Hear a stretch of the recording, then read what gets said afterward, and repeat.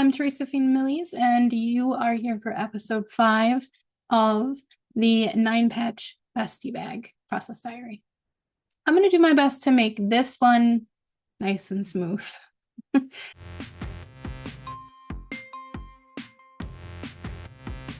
So this is the point where we actually get into making the bag. I've completed the front and the back and the two sides of the straps. The strap underneath that holds it together, these have actual names in the pattern. I just can't remember them. I am not able to turn that into a matching piece. That has to be something else. So in this video, we will be turning this into the pieces for the bag. First thing is quilt sandwich. We're going to put the top layer, the piece to piece, a layer of batting, and then a layer of backing fabric. That is a quilt. Those three pieces are a quilt when you put them together. The way you put them together is by quilting. So technically, the correct words are, we created a pieced top, and now I'm going to make it a sandwich, and then I'm going to baste it together so that I can quilt it together. That's what we're doing in this episode. So diving right in. What I've done at this point is I've created this piece of fabric, the front part of this bag. I made this in the last video. And between the last video and this video, I made a second backing and two of the pieces that will be part of the strap. Now, the first thing that I'm going to do here is I'm going to trace out the size of the bag. I'm not cutting it yet. That's really important. In order to sandwich it and quilt it, I'm not going to cut it out yet. So what you're seeing here is the pin that I use. The pin that I use, I bought them as a 12-pack on Amazon. They are called Frexon Colors. It's Frixon Colors. It is made by Pilot. They're erasable with an iron. So when you draw with this and then you iron over it, it goes away. There are some times where it leaves like sort of a white mark. However, it has never been so annoying or such of a problem that I've decided not to use these. There are other methods and other things that we can do. Like if you are cutting out a bag pattern from just regular fabric and you don't need to be able to see it, you're not quilting it or something, you're going to draw on the back of the fabric, so the wrong side of the fabric. So when you cut it out, you're not going to see the marks that you use. So then it doesn't even matter, right? I'm tracing around it and I'm putting marks where you see the little lines. Those are important to line up the two pattern pieces. So the front of this and say where the zipper is going to be, I need to know where the center is. And the center is already marked on the pattern. So I'm just marking it so that I can find it later. We're just going to move quickly through the second one because it's the exact same thing.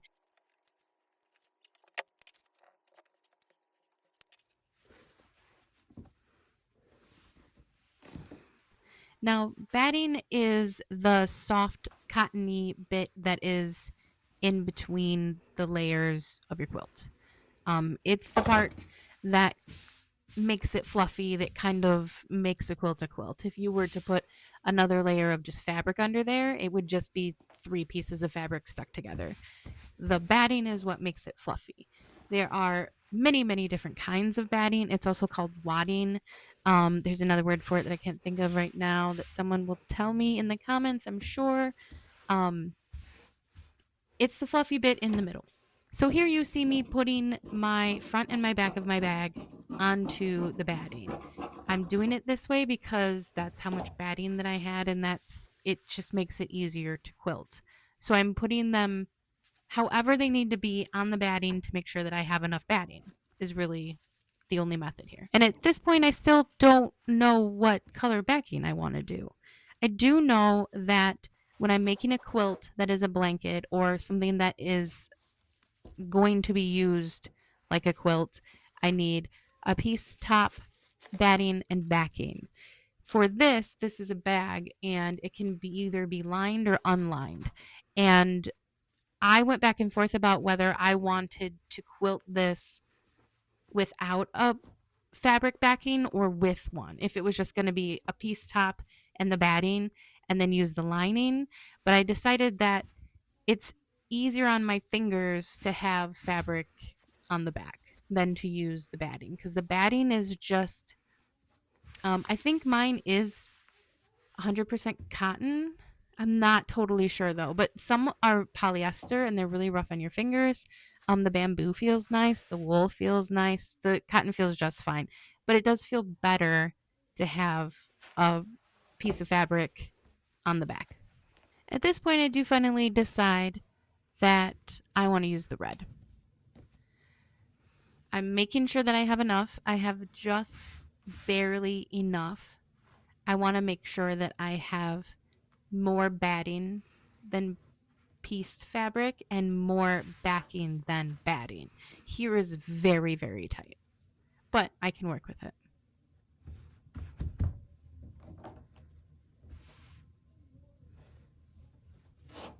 You have to make sure it's really flat. If you start basting and it starts moving, you could be in trouble. You have to make sure that you have enough space, you have enough room to make it happen. So here I've messed with it enough. It's as good as it's going to get. I have pulled out my thread and my needle and my scissors. There are at least 3 different ways to baste.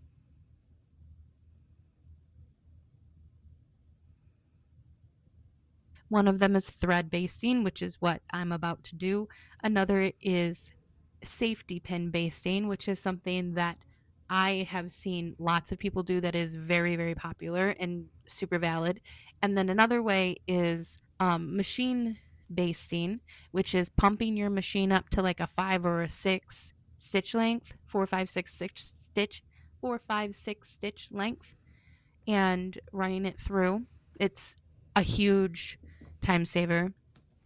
There's also spray basting. So there's 4 just off the top of my head. Spray basting is a literal glue spray that you use to pin it down. I used to use spray basting a lot, and it is very, very helpful when you're quilting with the sewing machine.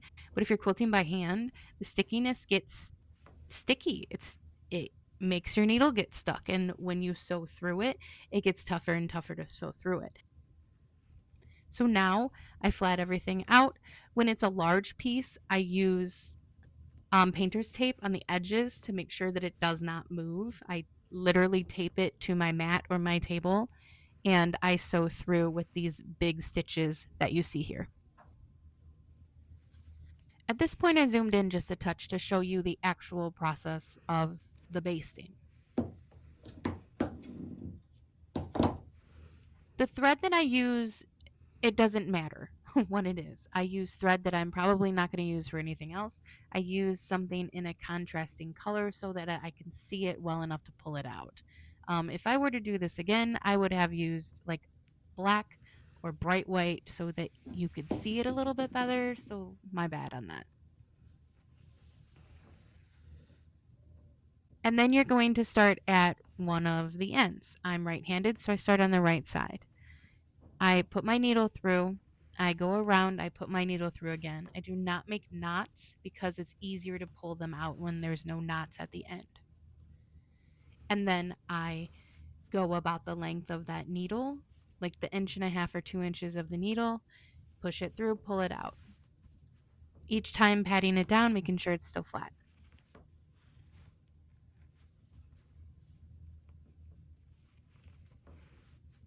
I'm basting all the way across. I don't care where my lines are. I don't care where I need to be. The point of basting, the only point, is to hold it together so that you can quilt. So I'm just doing one piece of thread from one end to the other end all the way across. When I get to the other end, I do a back stitch. I literally stitch behind the stitch I just stitched, and then I do that twice, and then sometimes I'll do that in a different direction to solidify it. So I'm going to speed this up just because I'm doing the same thing over and over. You're basting spot, like that line, is not where you will be hand quilting or machine quilting or whatever quilting. It is simply to hold the three pieces together. When you are quilting your batting, the box of batting on the box will tell you how far apart your quilting needs to be so that your batting doesn't just disintegrate. Um, if it says 4 inches or 7 inches, it just depends on the batting. A good rule of thumb is about the size of your hand. You should have stitches on a quilt closer or about as close as the palm of your hand. Something like this, I don't know exactly where I want my stitches to be, but I know that they're going to be pretty close. So my basting just needs to be close enough that I feel comfortable that it's not going to move around while I'm doing all this hand sewing. Normally in a quilt, I'm going to go vertical, horizontal, diagonal, and around the edge. I do a lot of hand basting because I get paranoid that it's going to shift. In this case, I went side to side and I went around, and that felt sufficient to me.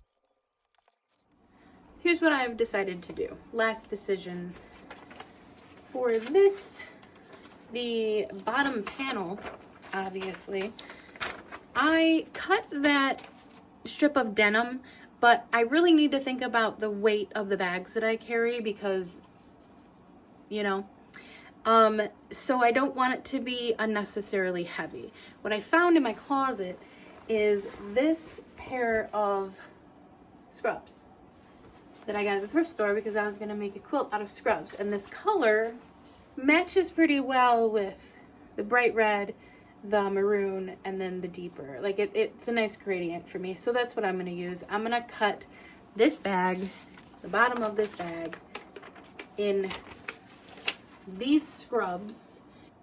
And there's another thing that I haven't tried before that I think might integrate the underneath in a way.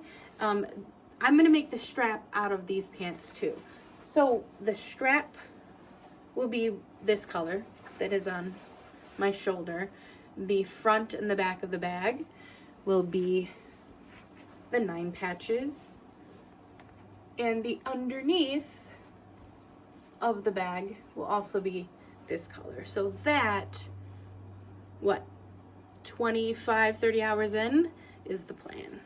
I'm going to go ahead and cut that out, and then I'm going to start on the quilting. So that's the next thing I'll show you. Basting the bottom panel. Thank you so much for watching, being here for episode 5. I'm going to only assume that you have gone through the 2.5 hours worth of material that I've already created. Please subscribe so that you can get a notification when episode 7 comes out.